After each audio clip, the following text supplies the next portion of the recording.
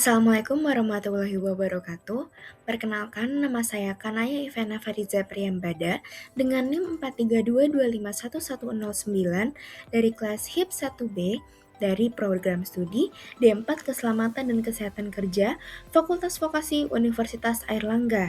Di sini saya akan menjelaskan informasi mengenai surveillance dari informasi yang telah diberikan pada perusahaan PTX Surabaya tahun 2018 hingga 2019. Berikut adalah sumber data yang telah diberikan.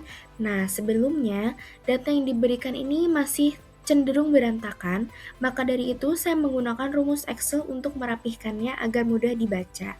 Data yang tertera terdapat kumpulan data 80 pekerja PTX Surabaya tahun 2018 hingga 2019.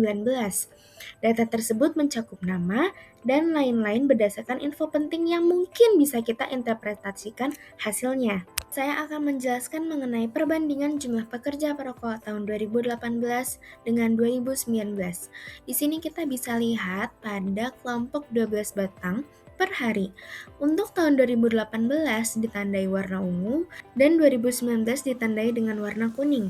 Kelompok 2018 terdapat 30 pekerja yang merokok 12 batang per hari, sedangkan tahun 2019 terdapat 24 pekerja yang merokok 12 batang per hari.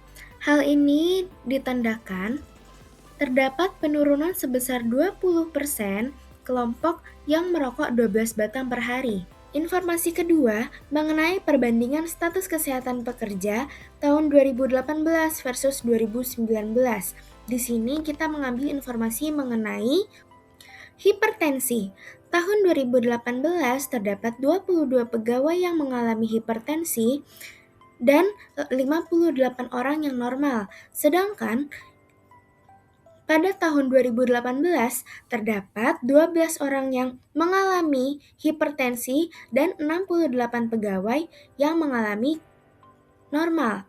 Hal itu ditandai bahwa status hipertensi pekerja menurun sebesar 45,45%. Informasi ketiga, terdapat perbandingan status kolesterol pekerja tahun 2018 versus 2019. Kita bisa lihat pada tahun 2018 terdapat 20 pegawai yang keadaan kolesterolnya ini abnormal. Sedangkan pada tahun 2019 terdapat 9 pegawai yang status kolesterolnya ini abnormal, ditandakan bahwa status kolesterol pekerja menurun sebesar 55%. Informasi keempat, perbandingan status asam urat pekerja tahun 2018 versus 2019 ditandai dengan tahun 2018 terdapat 25 pegawai yang status asam uratnya ini abnormal, dan tahun 2019 ini berstatus abnormal sebanyak 16 orang. Ditandakan bahwa terdapat penurunan sebesar 36%. Informasi kelima mengenai perbandingan hasil audiometri pekerja tahun 2018 dan 2019. Pada tahun 2018 terdapat 41 pegawai yang mengalami gangguan audiometri sebanyak 41 orang dan 22 orang pada tahun 2019. Selanjutnya, di sini ada rekomendasi bagi perusahaan untuk menekan angka-angka tersebut. Untuk informasi satu mengenai pekerja yang merokok. Yang pertama, kita bisa membatasi izin merokok hanya jam istirahat resmi untuk menekan frekuensi konsumsi rokok harian.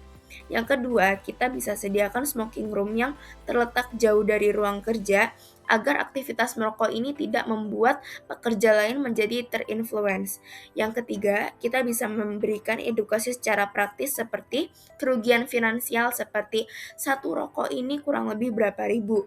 Bayangkan berapa banyak uang yang bisa kamu simpan jika kamu tidak merokok? Seperti itu. Yang kedua yaitu hipertensi ya. Yang pertama itu screening tensi secara berkala seperti MCU, dan kita juga bisa edukasi manajemen stres karena hipertensi itu dipicu oleh stres. Yang ketiga yaitu kolesterol, kita bisa melakukan MCU. Selain itu juga kita bisa melakukan memfasilitasi olahraga bersama yang rutin agar pekerja ini bisa terdorong untuk berolahraga. Keempat yaitu asam urat. Yang pertama kita bisa melakukan MCU secara rutin, dan yang selanjutnya mengampanyekan minum air putih dan penyediaan air putih di ruangan kerja, dikarenakan asam urat ini terjadi karena kekurangan air putih juga menjadi faktor terbesarnya. Dan yang terakhir audiometri mengenai pendengaran. Kita bisa melakukan noise mapping secara berkala di mesin-mesin pabrik, dan kita juga bisa melakukan perawatan agar mesin tersebut kebisingannya tidak melampaui NAB. Yang kedua yaitu menyelenggarakan tes fungsi atau MCU untuk mendeteksi dini gejala NIHL sebelum kerusakannya semakin parah. Yang ketiga yaitu perketat pengawasan penggunaan earplug atau earmuff yaitu APD untuk menekan angka pegawai yang berpotensi terkenai penyakit audiometri. Baik, secara keseluruhan, status kesehatan pekerja menunjukkan tren positif dari tahun 2018 ke 2019. Mayoritas indikator yang telah kita lihat tadi, audiometri, asam urat, kolesterol, dan tekanan darah mengalami perbaikan yang ditandai dengan penurunan kategori abnormal dan peningkatan pada kategori normal. Baik, terima kasih, itu saja yang dapat saya sampaikan. Semoga apa yang saya sampaikan memberikan manfaat kepada kita semua. Wassalamualaikum warahmatullahi wabarakatuh.